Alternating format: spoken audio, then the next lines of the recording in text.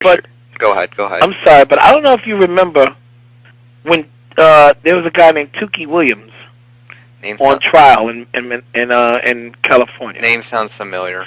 Well, Tookie Williams is the founder of the Crips gang. Yeah. You know the Crips and the Bloods? Yes.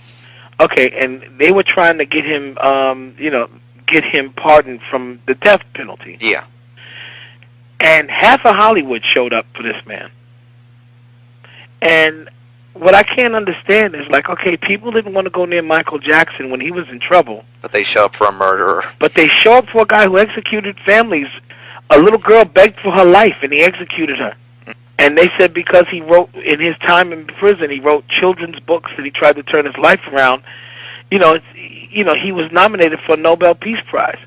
Well, how about the millions of children that Michael Jackson has helped over his span of his career? Yet 2 children come with some false allegations, and those 2 children become the 2 children that destroy him.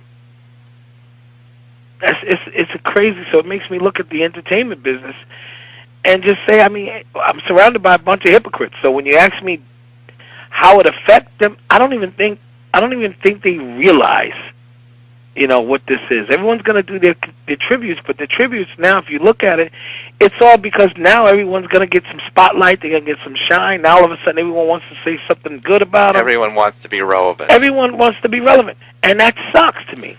Well, I'll play the public question, the matter at hand. After 93, should he have known better? I mean, going on the Martin Bashir documentary, Living with Michael Jackson, years ago, and saying it's okay to share your bed with a child. I mean, don't you think in some senses most people are going to say, well, he kind of set himself up for that, didn't Well, he? let me explain to you what was said to me directly from Michael. Sure, absolutely.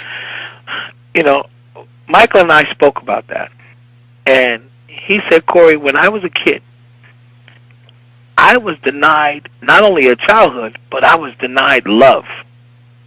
When I reached out to hug my father, he didn't hug me back. When I was scared on an airplane, he didn't put his arm around me and say, Michael, don't worry, it's going to be okay.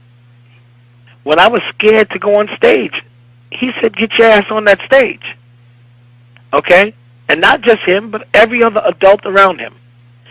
So he said to me, Corey, I will never deny a child love. And if it means that I have to be crucified or put in jail for it, then that's just what they're going to have to do. And so when it was time for him to stand trial, the first time he went through it and his advisors told him, Michael, this is not good.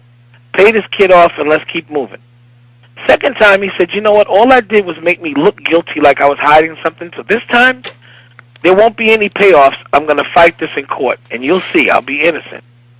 And up until the day, right to the day when they finally had to read the verdict, and the verdict was in, I talked to his family, and they were, because I remember watching on the news, they said Michael had like 45 minutes to get there. And so I spoke to some of his family members who were in the house with Michael. And I said, well, what the hell is he doing? They said, well, he's upstairs, he's getting dressed. He came downstairs. He said a prayer with his family, and he told everyone, he said, I want you guys not to worry about me because I will be okay. And he rode there. He had maybe a little nervous energy, patting his feet and singing in the car and everything, and he rode with his brother and his sister. But he wasn't worried. I'm going to tell you something. I would have been a mess.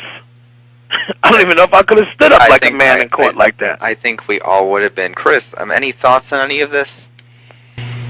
When I watched the Bashir thing last night, I just wanted to see what it was all about and reflect on that. And when Martin asked him about the first incident where he paid off these accusers, I found it very ironic, and it looked unbelievably sincere and honest the way he said, I just decided I wanted it to go away.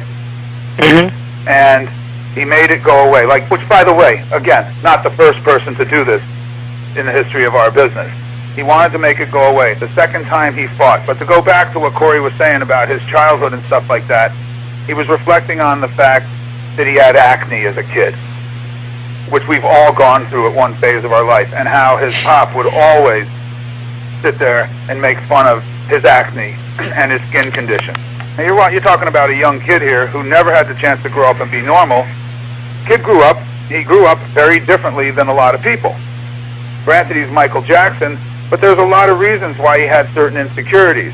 And as for his bit with the second thing, I believe 1,000%, I'll go to my grave with it, that he was innocent completely. He was being blackmailed by that gentleman that wanted to be a screenwriter or write books or do movies, whatever. I mean, that was inside information that floats around enough that I can say it. I mean, come on, Chris, not to cut you off, I'm sorry. No, go ahead. Absolutely. You guys can.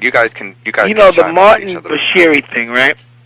I mean, I don't think people remember that a week later, or maybe a few weeks later, Michael himself re-aired his own version of that show. And he had the whole, because he video cameraed the thing as well. Because he was smart enough to video camera it, and it clearly showed that the guy just twisted everything and made it, he turned everything into like a false or a lie.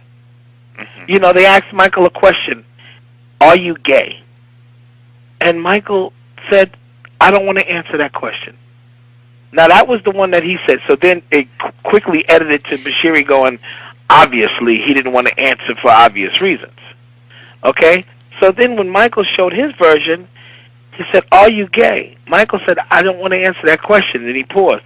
Then he said, but if you turn your camera off, I will answer your question.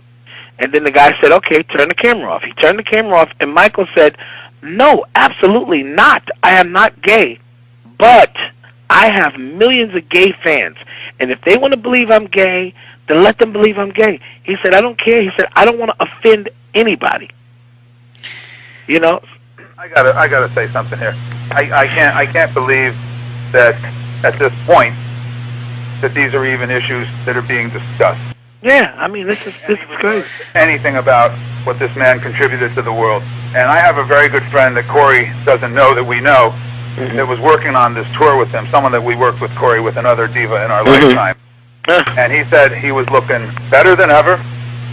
He was struggling because it was a long, hard show, but this was going on. This was not, he canceled a couple shows, fine. This guy had 50 shows lined up. This was going. They were in Staples Center, full production. I mean, you're talking about a multi-million-dollar show. Yeah. This was going. And this poor kid goes home the night before and says he doesn't feel well. And then the next day he's taken from us. You know, I'll use a word that Corey used. Probably the most devastating thing that I've ever had to deal with in my life. I feel like my right one has been taken from me. Is there anything people have to pay a little bit of attention to what he contributed to the world and stop with all the wacko jacko stuff, which but they won't, because that's what they like better. Is there any? Liza was very cool. I watched her the other night. Yeah, on Larry King. Sits there and says, "Stop," and she was talking to Larry King. Yeah. Said, "Stop. You know, come on. You know, let's celebrate for a little while. 3 to 4, the stuff will come out. People will start flipping. You'll start hearing stuff. The books will start. Sony's pressing records. I'm sure they got 4 plants going right now, repressing all his records."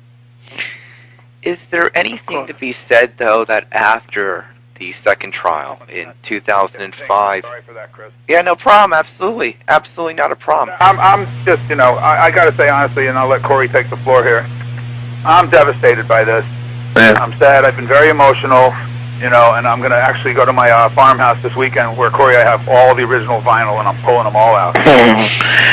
You know, someone's got to talk about what this man contributed and cut the crap. I want to ask you, though, Bo, on a personal level. You know, a lot of people say that maybe he wasn't the same after the second trial in 2005, and that things kind of went downhill, and he went through all these personal issues. And then, of course, there were the rumored health issues in the recent years. Any thoughts or any knowledge of either of those situations, or any thoughts on that? Is that true, do you think? Here's the thing. I believe I know for a fact he had health issues. Yeah. Okay? That's number one. Michael Jackson had other health issues that never were discussed. Like, he had what's called dancer's feet. Okay. Okay? Dancer's feet is when your feet, you know, over the years of dancing, you know, a dancer wraps their feet to dance. Like, they wrap them in tape and things like that. Yeah, absolutely. But, of course, because you don't get enough oxygen and things, your skin dries up. You know, your skin starts to crack and splint. You know, like almost like paper cuts. okay? And Michael suffered bad with that. So what would happen is sometimes it'd be so bad he'd have to wrap his feet in a cast. And that's why sometimes you would see him with a cast on.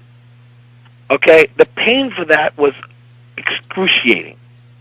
And, was he on the painkillers for that? Yeah, I'm sure he was.